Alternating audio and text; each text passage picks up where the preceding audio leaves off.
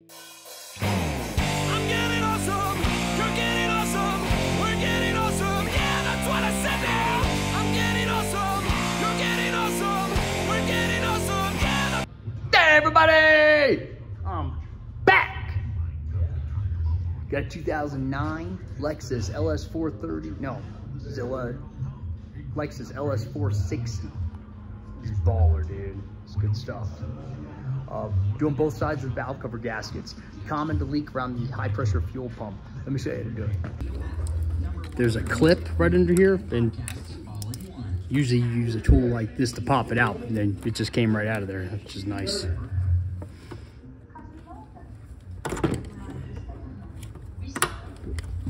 Release that tab. Take this off. Little tab here, push it back, pull up. I'm gonna pull the battery. I'm gonna pull part of this out of the way so I can get this cable up and out of the way.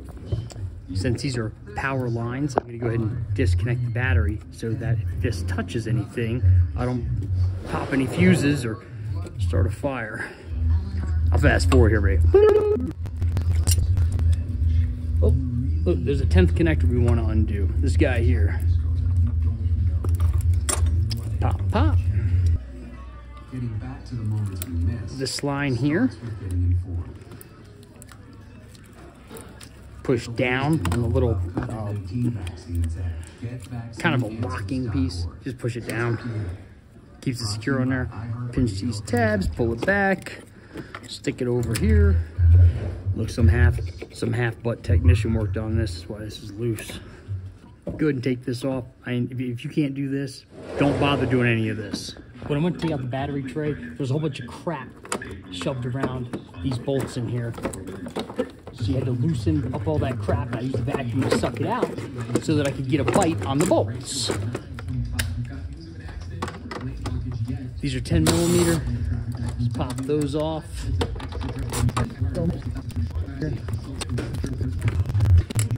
All right, guys, I'm gonna go ahead and release this clip.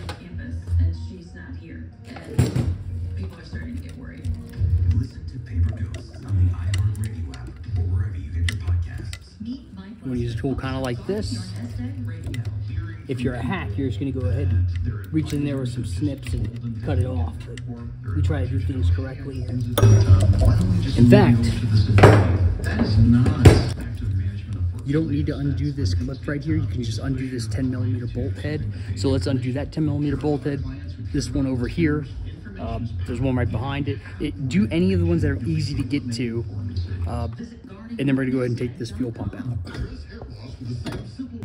Once you release this, go ahead and take this bracket off because you're gonna wanna have some flexibility with these lines as you try to go ahead and take the fuel pump off. Go ahead and release this cover on the high pressure fuel pump. It just pops right off. You want to make sure you put this back on. It's insulated and these pumps can be kind of noisy. So you don't want to get done with the job and then the customer gets it back and they're like, great, my leak's fixed, but I hear this loud. Don't be that guy. You also need to go ahead and take off this clamp here. You can take it off here, or you can take it off on the other side here. I'm gonna go ahead and take it off here because it's just easier. You can kind of wedge this in here. And pry it back some to help get it off. Oh, there we go. I got it. There we go. Be careful when you bust this loose. It's gonna squirt some fuel out, so keep that in mind. Don't like stick your face right there while you're loosening it up. So when you take this out, you're gonna need a 19 for this part here, a 21 to hold the bottom part here because it may want to spin. You'll need a 22 to release this banjo bolt here. If you don't have a 22, a 7/8 will work. Same thing. Give it a little smack. You're pulling off your fuel pressure regulator right now. Be mindful, there's gonna be 2 washers, one on each side of, this is called a banjo bolt, when it's got a hole in it.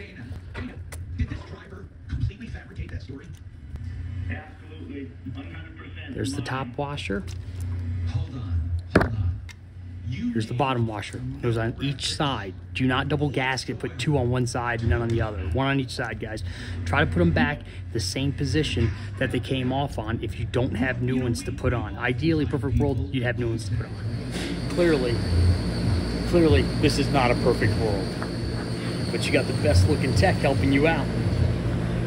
Go ahead and take off these 212s.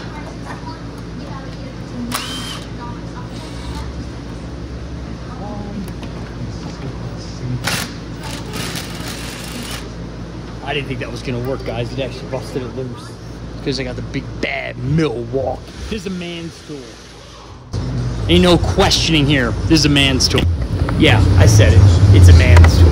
No question. When you go to remove the high pressure fuel pump, you'll need a 19. You'll need a 19 for this one here, a 21 to hold this if it spins, and you may have to finagle it to go ahead and get it on there. You will need a 12 millimeter here and a 12 millimeter over on the other side right here. And you'll need a 22 to hold in the banjo bolt that goes in here. Remember, keep track of those washers. From there, you're ready to go ahead and pull this thing out and move on. With that fuel pump out of the way, you have some room to work on this thing now. It's good and push your harness stuff off to the side. I like these gear wrenches. This one's great. It's a Cornwell design. It's got a double flex head. It's pretty sweet. So you can get it almost anywhere. So go ahead and undo your coil packs. And once you break them loose, you should be able to go ahead and just take these out by hand once you break them loose.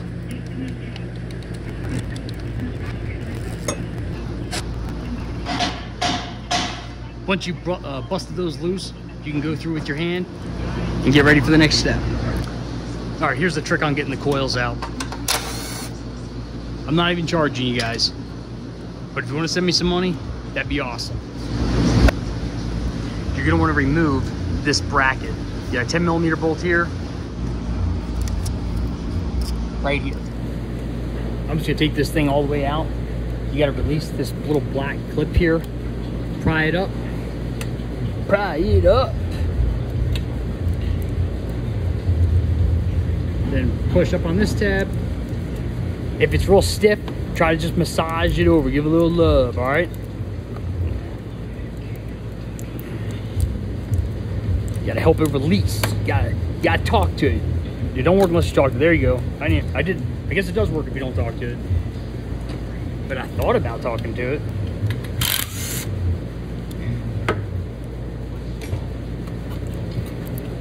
All right, take this, go throw it in the trash. You don't need it. I'm just kidding. Don't do that. I went ahead and just bent this connector back. It bends right back to where it was, so it doesn't look like some hack was working on it. And I went ahead and zip tied these 2 lines up and out of the way.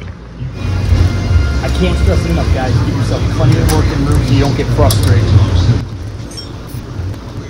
You got to use these ridiculously long white zip ties, or it's not going to work. You don't need to remove these sensors or the solenoid. Obviously, you got to unplug them. If you can't figure that out, then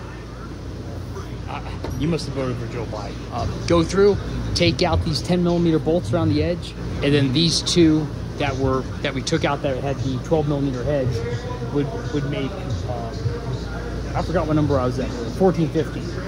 So 15 total. You already got 2 of them. Go ahead and get these other ones, the 13 around the edge, and we're gonna take.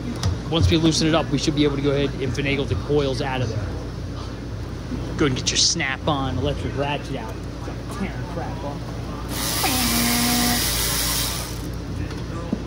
Bolts look like that. All right, so the other dude that did a video on this, he had a different style, and the coils were easy to get out. This one, not so much. So this would suck if you were actually just doing ignition coils, because you'd have to pull this valve cover. As far as I can tell, you'd have to pull it. I guess you could loosen the motor mounts and like pry the engine over to the side, but I think that now we'll be able to go ahead and get a little bit of an angle here. Get this up.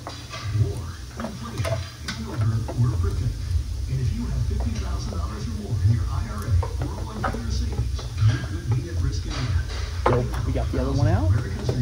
Now we just got one more to go. I'm gonna rotate it so the plug is facing towards the front of the car. There we go. Cool. Pull this thing out.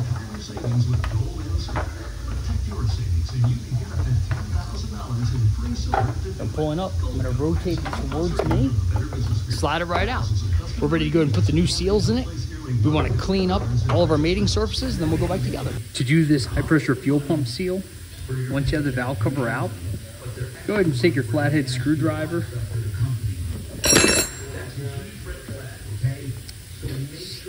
Stick it in between the case and the seal itself.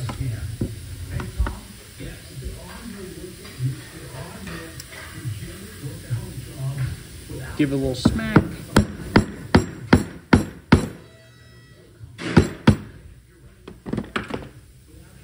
Once you get in there, go ahead and pry up. Just work your way around. Be careful not to dig in and mess up the surface where the seal actually rides, okay? You're just trying to get in between the lip of the seal and the valve cover itself. Just work your way around. Whoop, there you go, pa-pow. We'll take this over to the pressure washer, clean it off, because when you do these kind of jobs, somebody's paying money for it, you want to make sure that they're like, wow, you know, I got what I paid for. This guy did a nice job with my car. They tell somebody else, and next thing you know, man, you got so much work, you don't know what to do. You want to go ahead and clean off. Make sure you kind of use a little Scotch-Brite pad. Just ask your wife if she's got one in the kitchen. If you don't have a wife, go get one. So clean that off with a little Scotch-Brite pad. Go ahead and get your new seals. I strongly recommend using, if you're working on a Lexus, you get Toyota Lexus parts. You're working on a Honda parts. You don't, I can't stress this enough that if a lot of times the dealership prices it's more expensive to get your car fixed at the dealer, but it's not usually that much more expensive to get parts from the dealer. So just pick up the phone, call your dealer, make sure you have your VIN ready. They never, they don't want to help if you don't have your VIN. They say, oh, I can't help you. Well, then you give them the VIN, and they say, does it have automatic transmission? I don't know, you got the VIN, you tell me. Clean that up. Do not lube this up or anything. Go ahead and just set it in there. Try to push it down some. Get it started. And this actually just, I can't believe it. That's what you get with dealership parts, man. Look, that fits. I just pushed it right into place. So that easy, guys. When you're getting ready to go back together, you know, your mating surfaces should be clean. Look something like this, all right? They don't have to be absolutely perfect. This little bit here on the edge, that's okay. All right, but the main contact area for the gasket, it should be cleaned up real nice. If it's not, you did something wrong. Guys, make sure you have all this cleaned off. You definitely want to make sure you got it good and clean. Just go ahead and place your gasket in here. Go ahead and push it down. Make sure it's seated all the way. Work it around. Work it real good. Like that song's like, push it real good. That song sucks. Now the song I'm listening to right now is Fine Young Cannibals. Who came up with that name? I mean, that's a rabbit hole to dig into, huh? Seeing why they came up with Fine Young Cannibals. If I start digging into that, I might come across that story where I found out when I was looking to Home Alone that Joe Pesci used to be a musician. He even played in the same band that Jimi Hendrix played in for a short period of time. I'm not lying. Check it out. Pretty crazy. And see if it's possible.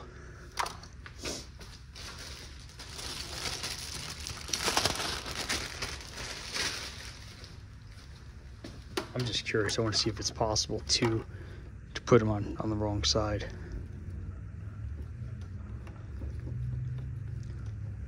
Okay, yeah, you'd have to work at that because this one's got a nasty angle on it. All right, so yeah, these are kind of idiot-proof, guys. If to put them on the wrong side, you'd have to be really dedicated. When you go back together, you got your gasket in here. Go ahead and put a little bit of some engine oil here. I like to use the BG assembly lube. You could use the Lucas assembly lube. That works great as well. Then you get out the right stuff. I got New Kids on the Block song. You got the right stuff, baby. Go ahead and put a little bit right on that area where the two surfaces meet. You don't need to overdo it, but you want to make sure you cover that area or you'll get a leak. Should look kind of like that. Little dab on there, and then a little dab down here. Usually I like to test fit these and slide it in here first. I didn't do that this time. I would encourage you to do that so you know exactly what angle to have it at. So when you get to this point, you grab your coil, these two center ones, you face it like this. Yeah, and then you get it in. And then this one. The other two you can get in the other way. But I thought that was kind of wild. So go ahead and get your bad snap-on 1/4 inch ratchet out. I like to start from the center and work out. And that's it. Oh, that was it. That's the torque spec. Oh, I think that's it. We're gonna go back and check that with the actual torque wrench, guys. Get your snap-on inch pound, your little inch pounder. It's an inch pounder, not a 1/4 pounder. And set that to, you guys can't see it, but it's 180. All right, your torque spec for these, 180. Then on there, snug it down first with the 1/4 inch snap-on ratchet, and oh, there's we were man. Damn, I'm good, dude. I told you guys. See.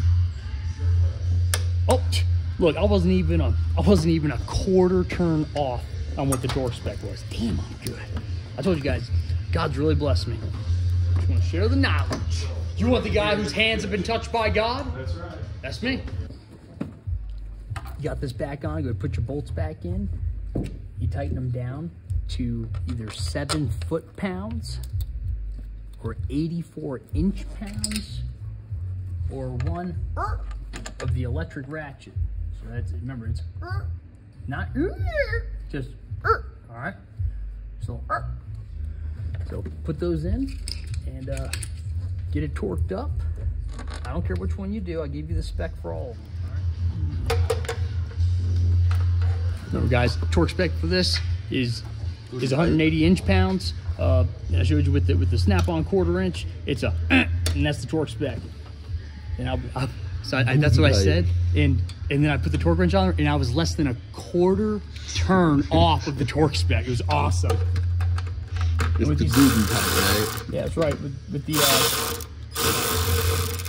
10mm heads, the torque spec is going to be this. Here's the torque spec. Ready? I think that's it. Let's see if I'm right. Ready? Let's see if I'm right. Let's see. Hey, ready? Let's see. Less than a 1/4 turn, dude. Dude, they're like smart. It's a smart electric snap-on ratchet. Snap-on 1/4 inch electric smart ratchet. You heard it here first, guys. I can't help it. I was born this way. Right, torque spec of a knuckle crack, and you get a torque spec of a wrist crack, and a torque spec of tennis elbow. That's the tennis elbow torque specs. That's my boy Turner. That guy's awesome. You guys go back together. Go ahead and get some assembly lube. Put it on the end of the O-ring here. Lube it up. And I never actually put eyes on the dipstick hole itself. I went ahead and just stuck my hand down there.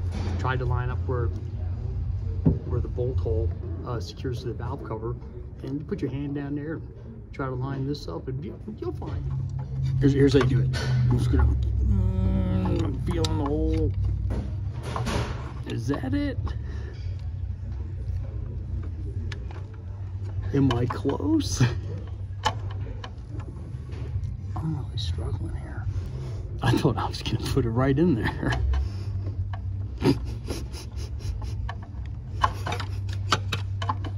I don't know if I'm gonna get it. What's funny is that I actually had it lined up and then I pulled it back out to do the video. Getting awesome, you're getting awesome, we're getting awesome, yeah, that's what I said.